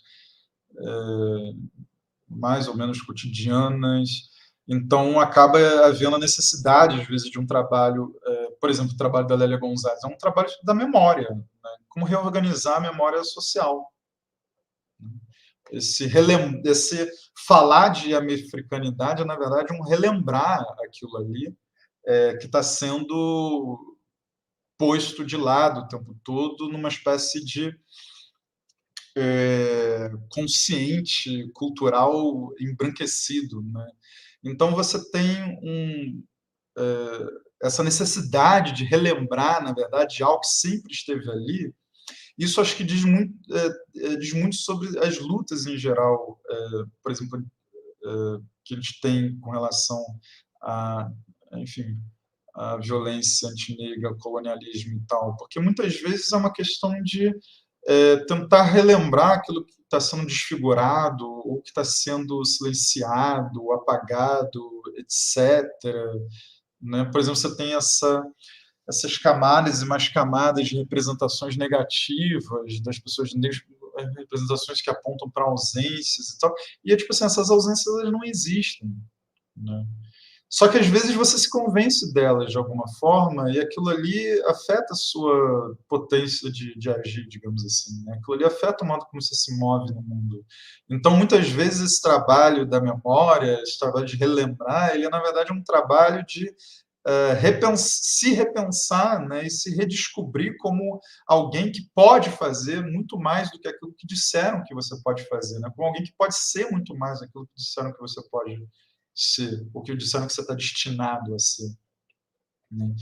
E isso, todos esses problemas, eles vão também para o interior, claro, do feminismo, né? Porque você tem que lidar, né, no caso do feminismo negro, tem que lidar com esse duplo problema, que é tanto a branquitude como um patriarcado. Então, enfim. Mas, assim, respondendo da forma mais honesta possível, eu não tenho nada a dizer sobre como fazer o que do feminismo, porque não tem nada a ver com isso. Aí você perguntar para as feministas negras e tal, e existem várias polêmicas, né? Tem pessoas que vão dizer, bom, feminismo não combina com pessoas negras. Tem gente que vai dizer, não, pô, mas tem toda essa história aqui de pessoas negras, femininas, enfim. É um assunto bastante delicado, né? Porque quando uma pessoa chega e simplesmente diz, escreve, publica em rede social, diz em voz alta que, sei lá, feminismo é incompatível com, sei lá, mulheres negras, essa pessoa ela não está delirando. Alguma coisa aconteceu, algum incômodo está sendo, né, ela está expressando algum tipo de incômodo ali e essa pessoa não é tipo assim, vamos então retratar essa pessoa como meramente ignorante, porque ela não sabe do que está acontecendo e ela não sabe sobre o feminismo. Não, ela está expressando alguma coisa ali, né? E isso tem que ser levado a sério. A questão se existe ou pode existir ou não, às vezes não é nem a questão de fato, a questão é o que essa pessoa está chegando nessa pessoa, o que ela está vendo, o que aconteceu com ela, o que leva ela a chegar e afirmar algo assim, enquanto tem outras pessoas que para elas é ridiculamente óbvio que feminismo é uma coisa fundamental para as mulheres negras, né? E às vezes a questão é que tem alguma coisa mesmo ali acontecendo que precisa ser abordada. O problema é que muitas vezes essa coisa ser abordada também é abordada precisamente pelas feministas negras, né, ao longo da história. Então, enfim, tudo é confuso quando você começa a juntar muitos problemas ao mesmo tempo, porque é realmente muito difícil, né? Você tem que lidar com né, mulheres negras, elas vão precisar lidar com, de novo, né, esse duplo problema. Né? Então, é só mais problema para resolver, é mais problema para pensar, é mais coisa para tentar equilibrar, é mais coisa para, enfim. Mas agora, o que as pessoas têm que fazer, como elas devem fazer, isso não tem nada a ver comigo, não tem interesse nenhum em responder isso. Não é problema meu no sentido de que nem faz sentido. Na verdade, eu acho que não faz sentido. Não faz sentido uma pessoa individual responder isso. Eu acho que isso é o tipo de coisa. Eu acho que todo problema político ele só é respondido politicamente. E politicamente é coletivamente, né? A partir do encontro de pessoas. Né? Então, meio que as pessoas que se reúnem para fazer essa política, elas é que vão responder na própria ação, né? Na própria organização, no tipo de discurso que vai ser produzido a partir desses encontros. Né? Eu não faço parte disso porque tudo bem, eu assino o Clube F da Bazar do Tempo, ganhei uns brincos com um símbolo feminista, né? Mas eu só queria os livros. Né? Não vou pegar esses brincos e começar a dizer aqui algo sobre o que deve ser o feminismo negro. E agora nós vimos Vitor não querendo ser um feminista. Muito obrigada. Bem, estamos chegando ao fim. Era uma armadilha. É uma armadilha. Você é um feminista, Vitor? Se não, você é contra o feminismo, Vitor? É uma armadilha. Riram aqui.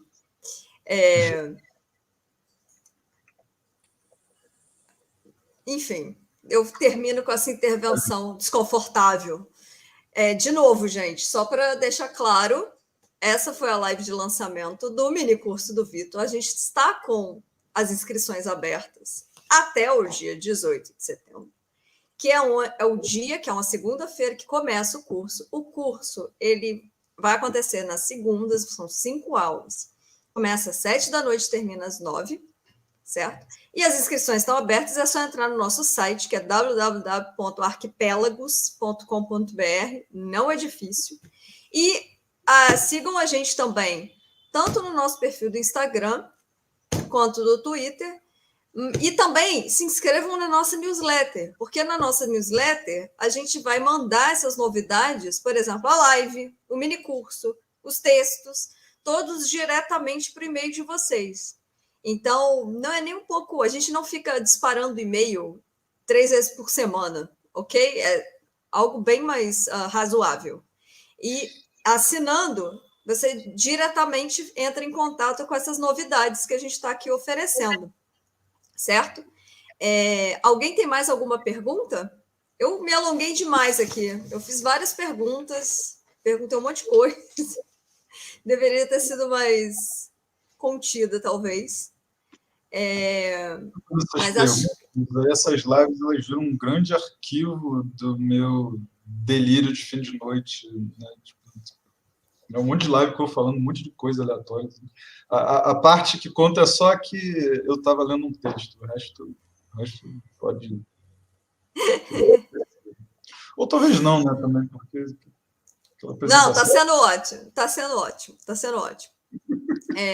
Então, por favor, se inscrevam no minicurso. Tem mais informações também no nosso site. Então, se você quiser, por exemplo, ver as descrições das aulas, tem lá o resumo do curso, está lá.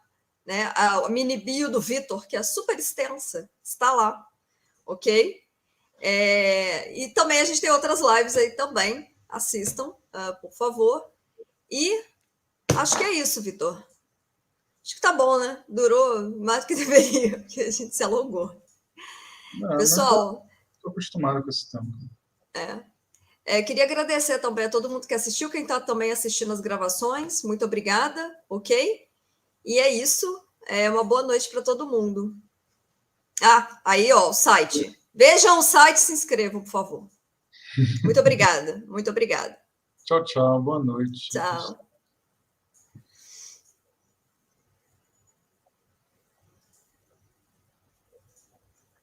Espera aí, Vitor.